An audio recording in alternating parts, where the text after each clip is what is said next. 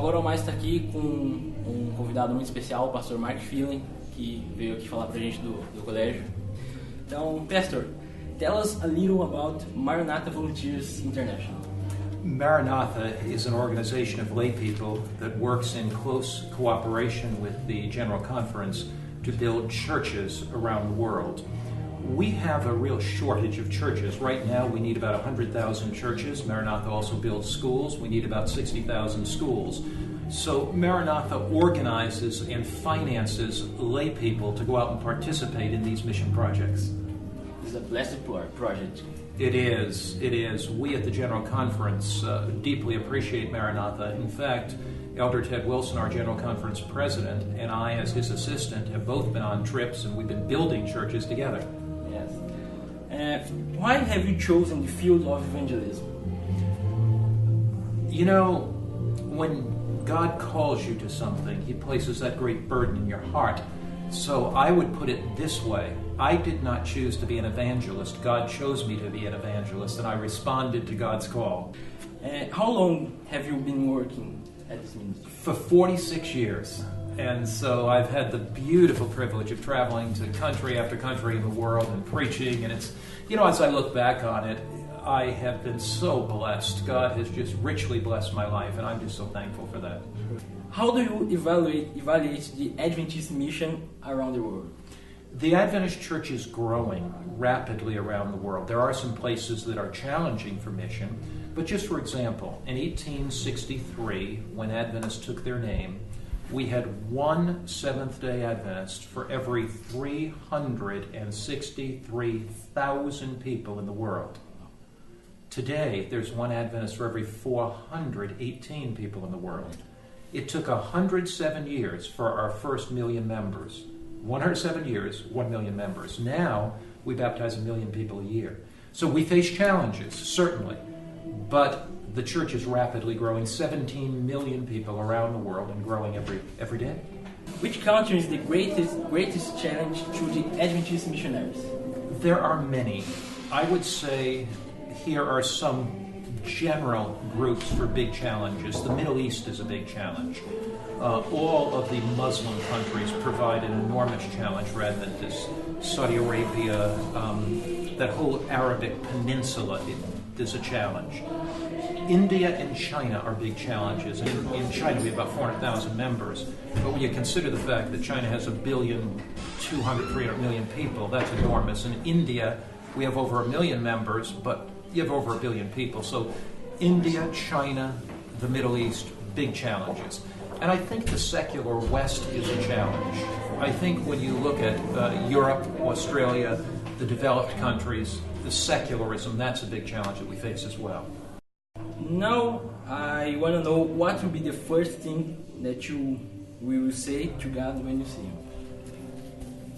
Thank you for saving me by your grace. I think the first thing that I will do is be so absolutely amazed at His grace and His goodness and His love.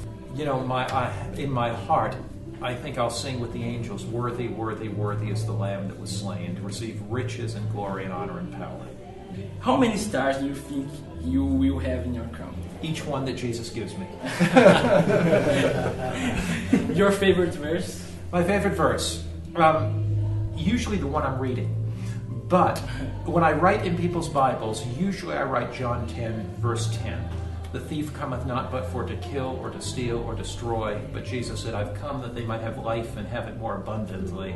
I understand the gospel as Christ coming, not to take away our joy or freedom, but coming to give us freedom and joy and life in superabundance. What do you most like in Brazil? There's so many things. I think, one, the people. There's a vibrancy in the people. There's this sense of positiveness about Christianity. I love that. I think the large number of young people. Brazilian churches are filled with young people. I think I really, really enjoy that. The passion for witness and mission. The commitment to the church. There are so many things. And the food's pretty good too. Yeah. Can you say something in Portuguese, something cool? Sure. 46 anos atrás, eu passei 3 meses a Brazil, Amazonas. Muito bem. Just wonderful there. Eu gostei muito de feijões, arroz, tá bom. É bom. Yeah. Leave a message for the young university students in Brazil. God has really given you a destiny as a university student. And God has called you to do more than simply get an education, come out and make money. Because after all, when you look back over your life, you ask yourself the question, what's the meaning of life? What's its purpose? And God has called you to something special. He has a bright future for your life, and He has a real vision for your life. And as you commit your life to Him, God will lead you to the place of His assignment. And whether you're a lay person, whether you go into ministry, whatever you do in life, commit your life to mission, and it'll be the most exciting life possible. Amen. Pastor, now I want to do something that was not in the script. Okay. I'd like to give you a gift. It had to be something that you use and remember of us. Okay. So at night after dinner, when we get hungry, we cannot go to the dinner hall because it's closed at 10 p.m. Okay. So we have to prepare something fast to eat. Okay. So we prepare miojo.